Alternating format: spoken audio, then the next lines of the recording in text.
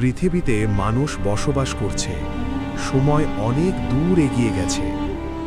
হযরত আদম আলাইহিসসালামের পর বংশ বিস্তার হয়েছে, কিন্তু ধীরে ধীরে একটি নীরব পরিবর্তন এসেছে। মানুষ আল্লাহকে ভুলে যেতে শুরু করেছে। প্রথমে সৎ লোকেরা মারা গেল, তারপর তাদের স্মৃতিচিহ্ন বানানো হলো, তারপর সেই স্মৃতিচিহ্ন ইবাদতের স্থানে পরিণত হল, আর শেষে সেগুলো হয়ে গেল মূর্তি।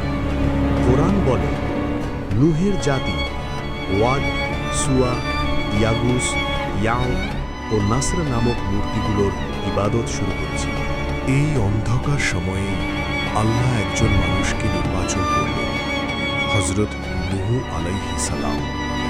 তিনি কোনো রাজা ছিলেন না, তার কোনো সেনাবাহিনী ছিল না, কোনো পার্থিব শক্তিও ছিল না। ছিল শুধু একটি হৃদয়, যেটা আল্লাহর জন্য কাঁদত। আল্লাহ বলেন, আমি নূহকে তার জাতির কাছে পাঠিয়েছি। বার্তা ছিল পরিষ্কার, এক আল্লাহর ইবাদত করো, শিরক ছেড়ে দাও আর আল্লাহকে ভয় করো। কিন্তু জাতি কি করল? তারা বিদ্রুপ করল, বলল, ও তো আমাদের মতোই একজন মানুষ। তারা কানে আঙুল ঢুকিয়ে দিল, কাপড় দিয়ে মুখ ঢেকে নিল, সত্য থেকে মুখ ফিরিয়ে নিল। ৯৫০ বছরের দাওয়াত। এখানে ইতিহাস থেমে যায় না, এখানে সময় কথা বলে। হযরত নূহ আলাইহিস সালাম একদিন, ২ দিন নয়, ১ বছর নয়, বরং ৯৫০ বছর নিজ জাতিকে দাওয়াত দিয়েছেন।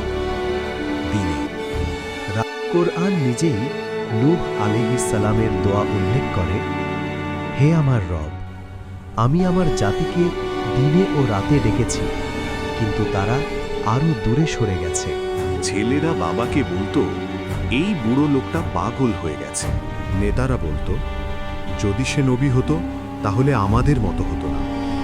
নূহ আলাইহিস সালাম একাই দাঁড়িয়ে থাকতেন, আকাশের দিকে তাকাতেন আর সব কিছু আল্লাহর কাছে সোপর্দ করতেন। এখানে তাড়াহুড়ো নেই, এখানে প্রতিশোধ নেই, এখানে আছে শুধু রহমতের অপেক্ষা। কিন্তু যখন জুলুম সীমা ছাড়িয়ে যায়, তখন আল্লাহর ফয়সালা আসে। একদিন ওহী নাযিল হয়, শব্দ কম কিন্তু অর্থ ভয়ঙ্কর। আল্লাহ বলেন, এখন যারা ঈমান এনেছে তারা ছাড়া আর কেউ ঈমান আনবে না। নূহ আলাইহিস সালামের হৃদয় কেঁপে উঠল, এক মুহূর্তে শেষ হয়ে গেল।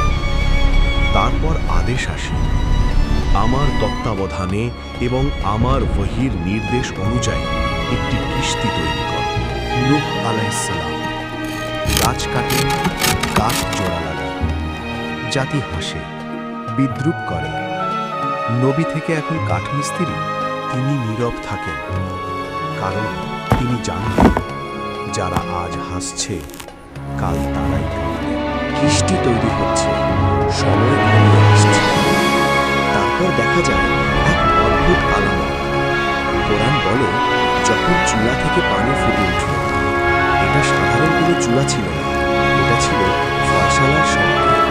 নূহ আলাইহিস সালামকে বলা হলো, প্রত্যেক প্রাণীর এক জোড়া আর ঈমানদারদের কিস্তিতে তুলে নাও। তারপর আসে এক হৃদয় বিদারক দৃশ্য। নূহ আলাইহিস সালাম নিজ ছেলেকে ডাকেন, হে আমার সন্তান, আমাদের সাথে উঠে পড়ো, কাফেরদের সাথে থেকো না। ছেলে বলে, আমি পাহাড়ে উঠে যাব, ওটাই আমাকে বাঁচাবে। আর ঠিক তখনই পানি দুজনের মাঝে দেয়াল হয়ে দাঁড়ায়। একজন বাবা নিজ সন্তানকে চিরতরে হারিয়ে ফেলেন। যখন আকাশ ও জমিন এক হয়ে গেল, তারপর আসে সেই মুহূর্ত। আকাশ থেকে অবিরাম বৃষ্টি, এমন বৃষ্টি যা আগে কেউ দেখেনি। পাহাড় ডুবে যায় ঢেউয়ের নিচে, শহর মুছে যায় মানচিত্র থেকে। মানুষ চিৎকার করে, ডাকে, কিন্তু তখন অনেক দেরি। কিস্তি ভাসতে থাকে আল্লাহর হেফাজতে। তারপর আদেশ আসে, হে পৃথিবী, তোমার পানি গিলে নাও। হে আকাশ, থেমে যাও। পানি নেমে যেতে থাকে, নীরবতা ফিরে আসে। কিস্তি গিয়ে থামে জুদি পাহাড়ে, আর মানব ইতিহাসের সবচেয়ে ভয়ঙ্কর শাস্তি শেষ হয়ে যায়।